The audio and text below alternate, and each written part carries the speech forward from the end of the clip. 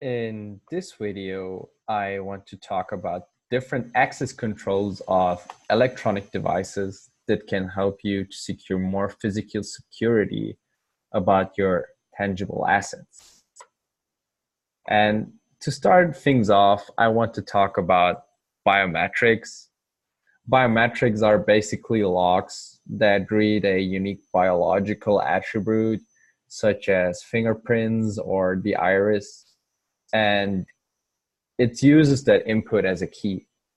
And it is always helpful to have biometrics, so only authorized people have access. Other than really forcing somebody to do it for you or even killing somebody, nobody will gain access. So biometric locks really are one of the safest physical securities that you can use to protect your assets. The next one I want to talk about is the closed circuit television. And this is basically a video capture and recording system used to monitor a facility. This is also an effective way to ensure good security throughout the facility. Most of the time you see those things like in like really big malls, like where everything has to get like monitored, so you can really be sure that everything is everybody, like one person has an eye on everything there. And without closed circuit television, it would be impossible to monitor the whole facility, where only one person himself could take a look at it. The next one is the contact and weight sensor. And this is basically an alarm sensor designed to detect increased pressure or contact at a specific location, such as floor pads or windows. These sensors are very specific but can be a major help. Like, for example, we have seen that in Mission Impossible, that if they couldn't get access through the main entrance, they would go like under the canals and try to get some kind of access there. So really, if intruders can gain access through the main entrances, they try to go from different areas, and having those secured ensures like really high security.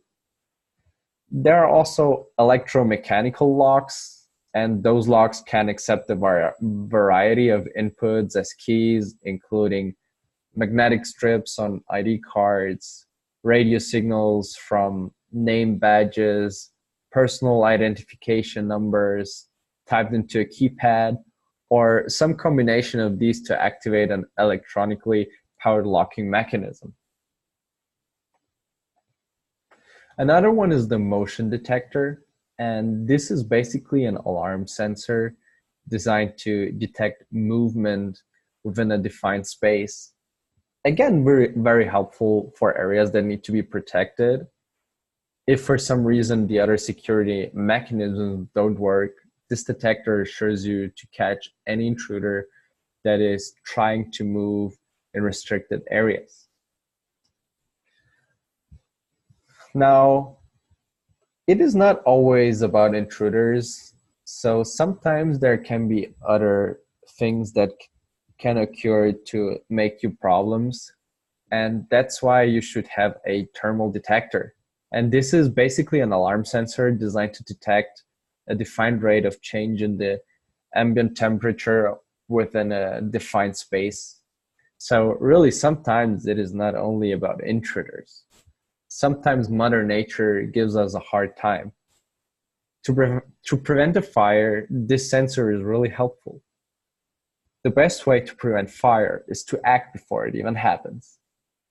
Then there are also fire detectors, or also called smoke detectors, and those are devices that sense smoke, typically as an indicator of fire. So this detector doesn't sense the change in temperature, but this detector specifically senses the smoke and starts to alarm as soon as the smoke gets in there.